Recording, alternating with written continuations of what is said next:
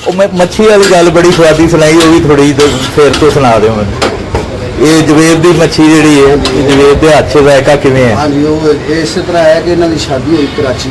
अच्छा, कराची शादी हुई तो 2-3 महीने जो सारा ही बैठे। अच्छा, बेगम ने जो देख लग ने कहा कि मेरे प्यो ने शादी की सारा उस तो बाद जनाब उन्होंने बेगम जी कहने लगी इधर उधर बोलने लगा जनाब उन्होंने कहा कि साहब बैठो, किलो मच्छी उन्हें पहले दिन मसाला ला के उन्हें कहा तुम बेचो। अच्छा, ये जी उन्हें मसाला जो है उन्हें बेगम का माशाल्लाह। अच्छा, कराची वाली बेगम, कराची वाली बेगम उन्हें मसाला ला के जनाब और औरत मर्द के पीछे औरत की कामयाबी का हाथ होंगे।